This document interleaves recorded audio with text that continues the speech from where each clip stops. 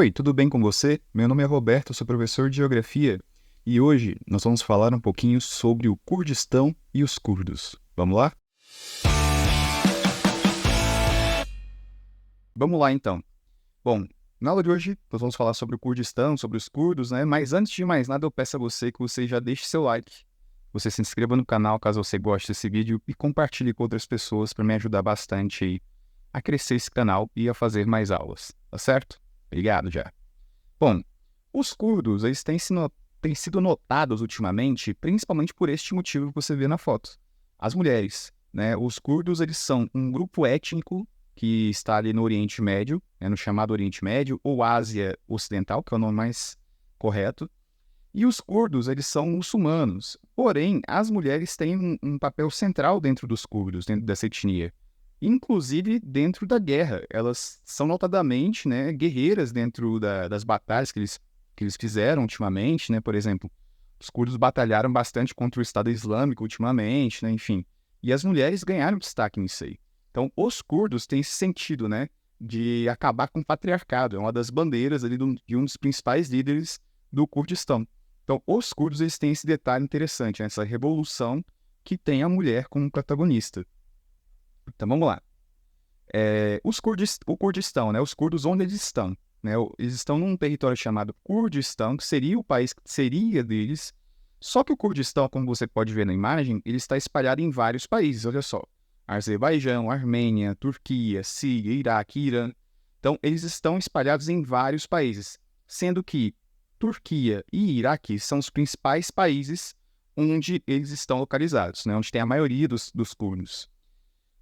Os curdos são considerados a maior etnia do mundo, a maior nação do mundo sem Estado, né? Lembrando que para você ser considerado um Estado, você tem que ser reconhecido pelos outros Estados. É o caso, por exemplo, da Palestina, que hoje em dia não é considerada como Estado pela ONU, porque ela não é reconhecida pelos países centrais, tais como Estados Unidos, Reino Unido, né, o próprio Israel. Então, Palestina não é considerada Estado porque os outros países não falam que ela é Estado. O Kurdistão é pior ainda, porque a Palestina ainda tem um território, tem o seu próprio governo e tudo mais. O Kurdistão não tem um território definido, né? O Kurdistão ele está espalhado dentro de outros países, né? Então é mais difícil ainda. Imagina, a Palestina tem uma dificuldade de ser reconhecida, ela está dentro de um país. O Kurdistão está espalhado por vários países, então o Kurdistão tem um grande problema aí. Nos anos 20, no contexto ali do pós-Primeira Guerra Mundial, no contexto do imperialismo europeu no mundo, o Kurdistão ele ficou nesse sentido aí recortado, né? Ele ficou espalhado em vários países, né? Nessa nova divisão dos países aí na região. Lembrando que aí, por exemplo, tinha o Império Otomano, né? Que virou a Turquia principalmente. Então, depois da Primeira Guerra Mundial, o Kurdistão ele ficou nesse sentido geográfico muito complicado. E um outro ponto importante para falar é que os curdos são uma etnia. É importante lembrar a diferença, né? Etnia são grupos de pessoas com características em comum. Características culturais, religiosas, de línguas. Então, os curdos são uma etnia, assim como os árabes também são uma etnia. Assim como os turcos são uma etnia, assim como os persas são uma etnia. Então, os curdos são uma etnia, um grupo de pessoas dentro da Ásia. Religião é outra coisa. Religião, a etnia pode seguir essa religião. Religião é questão de fé. Então, nós temos, por exemplo, o judaísmo, temos o islamismo, temos o cristianismo, temos o hinduísmo, temos o zoroastrismo. Enfim, temos várias religiões aí no mundo, muitas religiões no mundo. E cada uma dessas religiões tem uma subdivisão. Por exemplo, o islamismo, que é comum falar-se nos jornais, né, eles têm a divisão, por exemplo, entre os sunitas e os xiitas, e eles têm outras divisões, mas aqui essas duas são a maioria, sendo que os sunitas são a grande maioria. 90% dos islamitas, né, dos muçulmanos, são sunitas, e 10% mais ou menos são xiitas, mas existem outras denominações. Mas o que é importante falar? Nem todo mundo que está no Oriente Médio, na Ásia Ocidental, é árabe. E nem todo muçulmano é árabe. E nem todo árabe é muçulmano. São coisas diferentes, beleza? E quanto aos curdos? Os curdos são uma etnia. Eles não são árabes, eles são curdos. E a religião que a maioria deles seguem é o islamismo. E aí é o que chama a atenção, né? Eles são muçulmanos, né? Seguem o islamismo, mas dentro do Kurdistão as mulheres têm um papel central. Ao contrário dos países, né, em geral, que seguem a lei islâmica, que as mulheres sofrem bastante repressão hoje em dia, né, que é fruto principalmente das revoltas, né, da interferência ocidental dentro do islamismo e tudo mais, gerou um sentimento de revolta, de descrença e acabaram assumindo os governos desses países, né, pessoas radicais, que aí radicalizaram as escrituras do Corão, que é a Bíblia deles. Mas os curdos, eles têm uma outra visão sobre isso, por isso que as mulheres têm esse destaque. Os curdos, eles sofrem bastante com a xenofobia, porque eles estão espalhados dentro desses países, né, como eu falei para vocês. Já sofreram, inclusive, com tentativas de acabarem com os curdos, de limparem, limpeza étnica, que é a chamada eugenia. Então, sofreram já tentativas de eugenia, por exemplo, no Iraque, que fazia perseguições abertas contra os curdos ali no fim da década de 70, 80. Eles sofrem com a guerra pela água. Por exemplo, os curdos, eles estão aqui, ó, ocupando a região onde tem as nascentes aí do rio Tigres e Eufrates. Então, para a Turquia, os curdos são um grande problema, porque eles estão ocupando essa região das águas. Imagina se os curdos conseguem sua independência, conseguem conquistar o Kurdistão. A Turquia vai ficar sem esses cursos d'água. Então, eles também são vítimas da guerra pela água. Tá? Eles ocupam uma região importante geopoliticamente para a Turquia. Inclusive, né, a Turquia, ela é um país que está em 2 continentes, ela está na Ásia, também está na Europa. E dentro da Europa, a Turquia tenta constantemente entrar para a União Europeia e ela sofre muito por conta disso, né, dessa questão dos curdos, porque eles atacam os direitos humanos dos curdos. Então, a União Europeia, por vezes, barrou a Turquia de entrar na União Europeia por conta disso, por conta desses ataques, né, aos curdos. Aqui um exemplo, né, da questão da tentativa de eugenia. O Iraque, ele fez ataques abertos contra os curdos. Aqui, por exemplo, tem um museu dentro do Iraque, né, mostrando para lembrar, né, desses ataques de armas químicas, né, armas que atacam armas químicas e biológicas, né, que atacam o ser humano por dentro, né, que vai queimando o ser humano por dentro. São armas, além de mortais, cruéis, né? Então, os curdos sofreram esses ataques.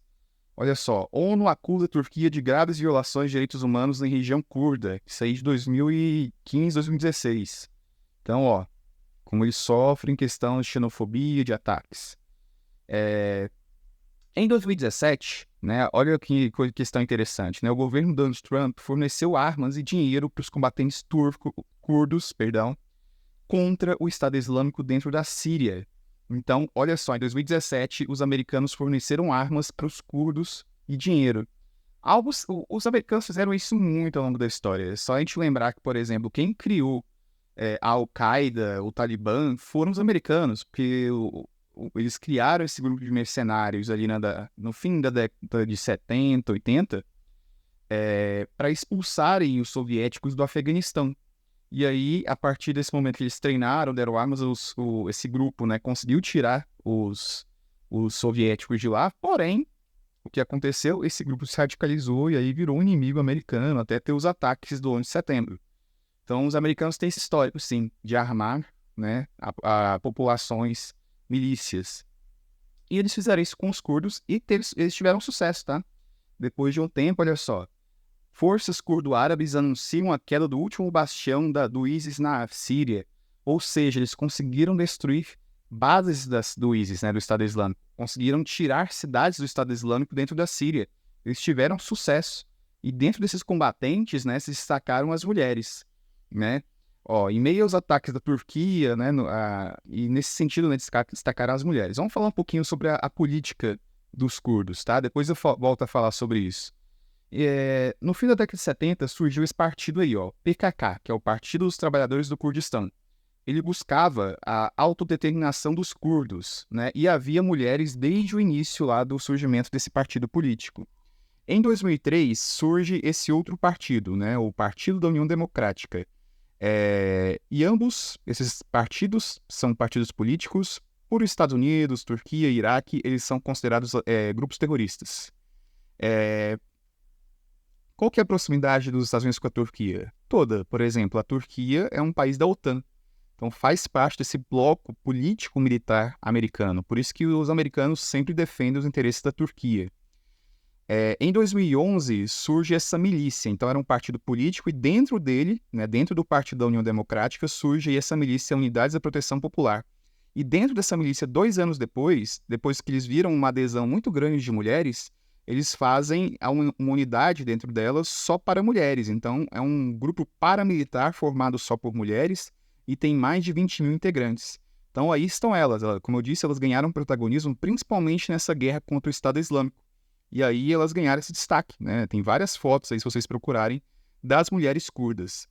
E aqui um detalhe, né, que os curdos eles têm uma política de diversidade dentro do Kurdistão. Então olha que interessante, né, sem medo de sair do armário na cidade que já tirou gays do alto de prédios. Então essa reportagem ela conta uma história de pessoas, né, LGBT que vivem em uma cidade na Síria que era ocupada pelo Estado Islâmico. Quando os curdos conquistaram o lugar, eles falaram, olha, tá bem melhor a gente sair nas ruas, não é uma maravilha, mas tá bem melhor de sair nas ruas, né, prefiro muito mais ser controlado pelos curdos do que pelo Estado Islâmico, né? Aqui a questão do controle é bem melhor. Quanto ao conflito na Turquia, né? Então vamos lá para essa parte. Com o enfraquecimento, né, do Estado Islâmico, né, os curdos ganharam força, óbvio, né? Eles conseguiram conquistar novas cidades dentro da Síria. Mas aí o que acontece, né? Como os americanos são aliados da Turquia, o Donald Trump ele traiu a confiança dos curdos. Ele parou, né, de ajudar os curdos e falou que não iria mais apoiá-los, ia virar novamente um grupo terrorista na visão americana. Então eles retiram as tropas da Síria, né, que apoiavam as missões curdas e aí deixam ali para ficar só com os curdos. E enquanto isso, né, a Turquia atacou os curdos com a anuência dos americanos. Então veja só, em 2017 os americanos dão armas e dinheiro para os curdos.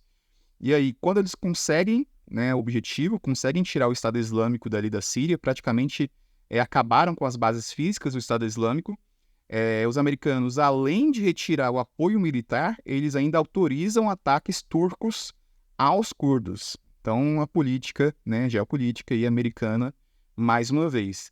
Em 2019, eles fizeram uma ofensiva na Síria, né, e aí os curdos perderam aqueles territórios que eles tinham conquistado, né.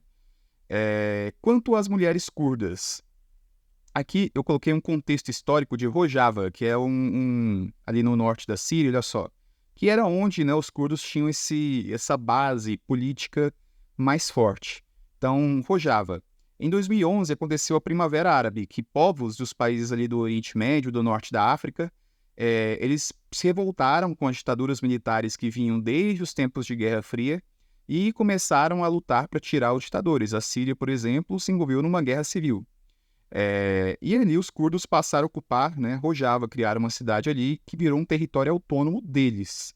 Em Rojava, né, o Öcalan, que é esse cara aí da foto, né, ele é o principal líder e ele defende ali um confederalismo democrático. E quais são as bandeiras que o Öcalan defende?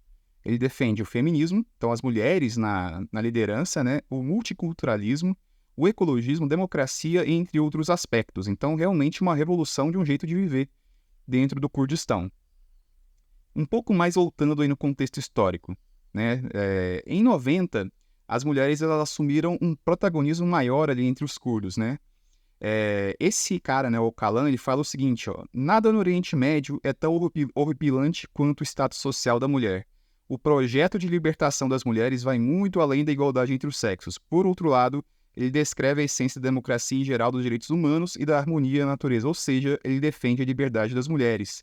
E a Revolução Curda, ela não é uma revolução só das mulheres terem direito a serem do exército curdo, né? Elas tentam uma revolução, por exemplo, dentro da própria estrutura curda. Elas fizeram esse projeto, né, de genealogy, eu não sei como é que fala isso, né, que é ciência para as mulheres. Ou seja, formar mulheres, né, formar mulheres cientistas dentro do Kurdistão. Fizeram o experimento de uma vila feita só para mulheres e seus filhos, né, que ela teve o fim com aqueles ataques curdos, né, autorizados pelos americanos, né.